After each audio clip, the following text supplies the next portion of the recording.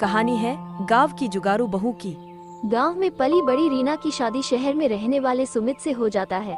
रीना अपने पति सुमित और सास सरला के साथ खुशी खुशी रहती है। गरीबी में पली बड़ी रीना एक जुगाड़ू लड़की थी और हर काम में उसके जुगाड़ लगाने से उसकी सास बड़ी परेशान थी। एक दिन सरला अपनी बहू रीना से कहती है, सरला रीना बहू, देख तो मैं बाजार गई थी तो ये तकिए के नए कवर लाई हूँ।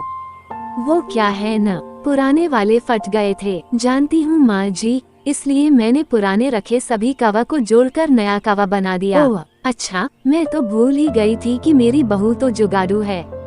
वो हर चीज में कोई न कोई जुगाड़ लगा ही लेती है। अच्छा, अब इन नए कवर को अलमारी में रख दे, कोई मेहमान आएगा तब निकाल लेंगे।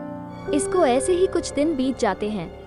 फिर एक रोज सरला और सुमित डिनर करने के लिए बैठे होते हैं। अरे रीना, कहाँ रह गई? जल्दी रोटी लाओ ना, मेरी रोटी खत्म हो गई है। रीना गर्मा गर्म रोटी पकाकर उन्हें खिला रही होती है, लेकिन थोड़ा वक्त बीत जाता है तो रीना रोटी लेकर नहीं आती।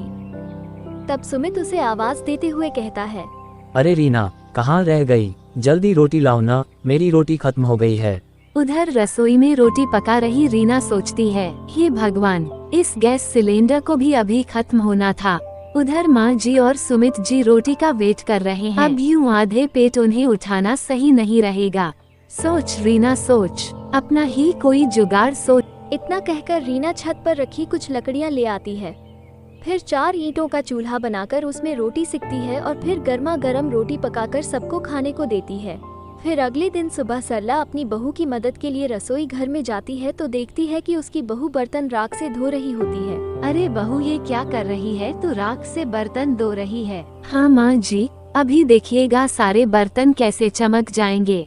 अरे हमारे गांव में तो साबुन कहाँ होता था, हम तो राख से ही बर्तन धोते थे। बर्तन में भी चमक आ जाती है, साथ ही साबुन के पैसे भी बच जाते हैं।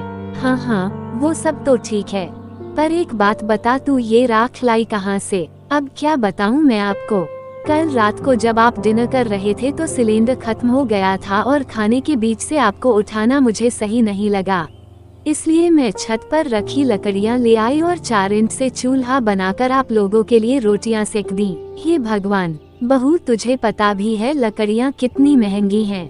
वो लकड़ियां तो मैंने लोरी पर जलाने के लिए रखी थी और तूने उनसे चूल्हा जला दिया। अरे माँ जी, खाना खाओगी तभी तो लोरी देख पाओगी ना।